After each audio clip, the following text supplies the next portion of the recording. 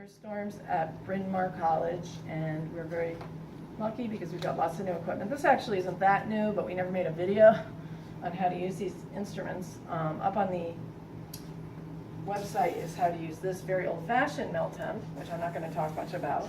These aren't really very different. They just don't have the same kind of thermometer stuck in them. Okay, they have a different way you measure the temperature. And they're digital. Students like them, and they're a lot easier to use. Okay, so when you do it, why do you do melting points? I'm not going to get into all the theory, but you do melting points to ascertain the purity of a sample, because samples that are pure give sharp melting points normally. Samples that are crude give depressed and broadened melting points, and also it's a physical property of the compound and can be used at least to initially start to establish the identity of a compound once it's been established. So if you make a new compound and it's a solid, you should probably measure its melting point and get a nice sharp melting point.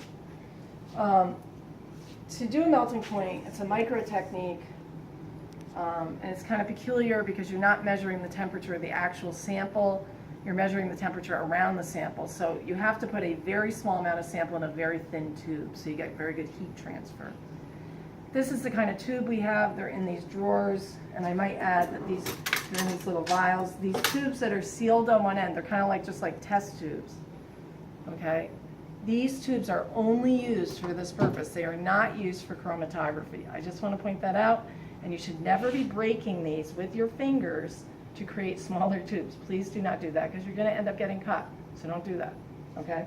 So if something breaks, just get rid of it. Well, there'll be little bins for you to put these in. So anyway, I have a sample here that I want to melt.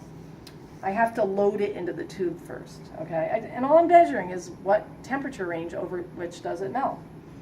So I take the open end and I tap it into the sample. Okay, now what is my goal in doing so? I am trying to put about 2 millimeters or 3 millimeters of sample in the tube. If you are not calibrated on the metric scale, which many people are not, you will find in these drawers rulers in metric where you can check this, because it's really important that it be small. If you put a big sample in, you get poor heat transfer, and you get a very broad, sometimes a very high melting point, okay, so, or relatively high. So I only have about 2 to 3 millimeters in there. The problem is I got to get my sample into the other end of the tube, the sealed end. One way we do this is the old-fashioned way, is you take a piece of glass tubing, you put the sealed end down, and you let the sample bounce. Bouncing the sample does pack it very, very well into the other end. And you want it nice and tightly packed again, because we want really good heat transfer. Okay, another way to do it with our fancy new instruments is they have something called a tube tapper. And what you do is you stick your sample in one of these little holes, and you hit the tube tapper button, and it jiggles the tube, and it helps pack the sample in. Okay, now I have found, I've kind of done an informal survey, it's kind of like 50-50. Some people prefer that, some people prefer this. Sometimes it just depends on the sample. But try the tube tapper first, see if it works. Okay, sometimes it's how chunky the sample is, but the dropping method has always been pretty good. If a sample is wet, it won't pack, okay? All right, so what do you do with the sample? You put the sample into one of the slots. So you'll see on every instrument there's an ocular with a magnifier, so you can see into the chamber that the sample's going to sit in. So before you start anything, you should put your sample in and take a good look in there. We can't really do this with the video, but you really should look in there and get a feel for it. You will notice there are 3 compartments, and you can put 3 samples in at one time. And if you have 3 samples that have different melting points, this is a very reasonable thing to do. For example, in your first experiment, you have to measure pure acid analyte, 95.5 acid analyte to salicylic acid, and 85.15. They have vastly different melting ranges, and they start at different points, so you can really put them in at the same time. The other thing I would recommend is do your own melting point. Sometimes people feel like this is a group activity. Melting is not a group activity. You have to learn to do this and make your observations on your own. It's really important. Okay, so I put the sample in. What do I have to do? I have to set the start temperature. Now, you have to know something about the sample to do this. You have to have like an idea. If you don't have an idea, you don't really know where to start it. And you have to kind of run it up quickly and find out approximately where it melts. I know about the sample, and I know it's not going to melt any, like say any lower than say 80 or 75. I would say for experiment 2, your second experiment, 75 is probably a good start temperature. So I'm going to bring the start temperature up using the number 2 arrow and bring it up to my temperature that I want, which is going to be 75.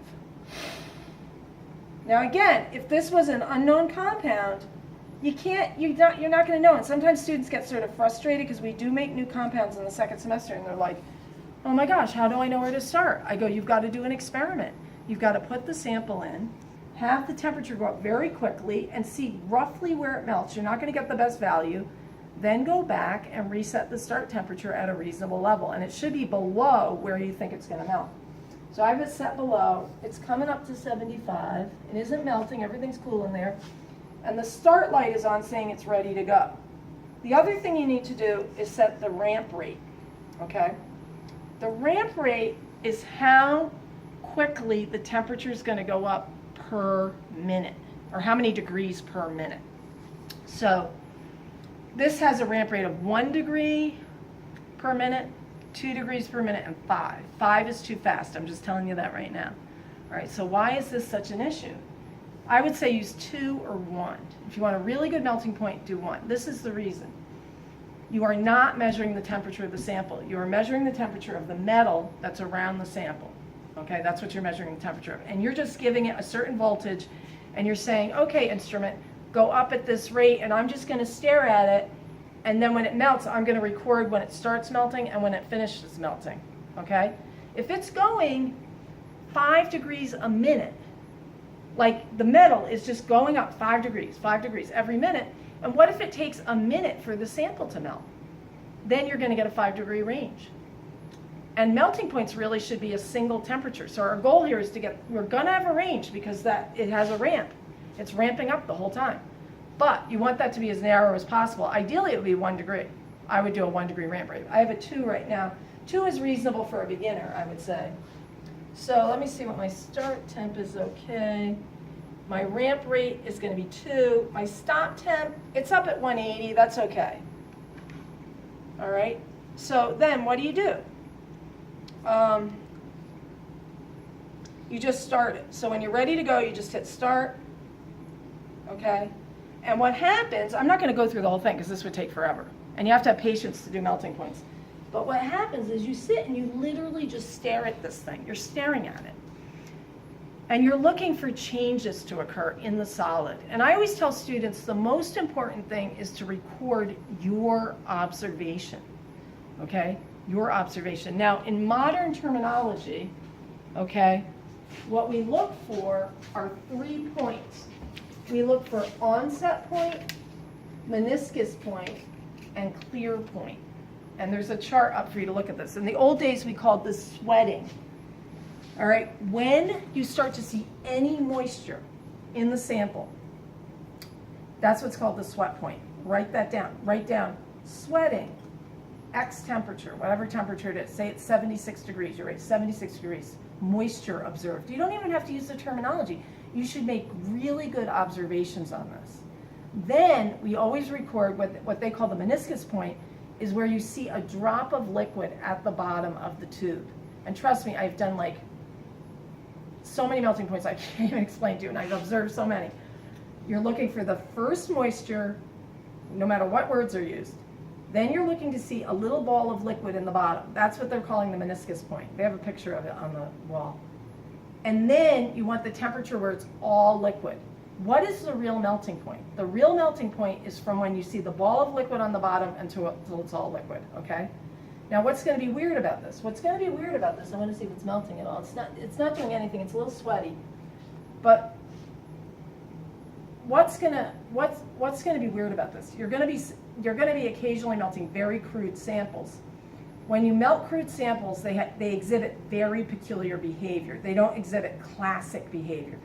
When you're melting a nice pure sample, it's beautiful. Like what happens is you see a little moisture, that's your onset. You see the ball of liquid in it, that's your meniscus point, and then it's all liquid. and you record ball of liquid to all liquid. But a lot of people like to put the sweat point in. And I'm just encouraging you to write your observations down, because you're going to have to compare to these crude samples. You're going to have to compare some other samples that you run. And you really have to have your own calibration of these instruments. Okay? When the sample is completely melted, you would just stop it, okay? And then there'll be a little bin for you to throw your tube in. You don't reuse them. And then you just turn the machine off, and there's a switch in the back of the machine. You're allowed to use these machines anytime you want, as long as the lab's open. It's not something that requires a lot of supervision or a lot of gear. I'm in all my gear, but you don't need all your gear. I want to reiterate, you can't reuse a sample because the liquid fuses together, and it has like a different, the solid state has changed, and it doesn't have the same melting point when it's fused. So if you have a problem, you have to redo the sample. It takes patience to do this. You have to kind of sit and be quiet and do it. Okay, so that should be, it's quite self-explanatory. There's instructions right on the machine, and most people find these very easy to use. Okay, see you in lab.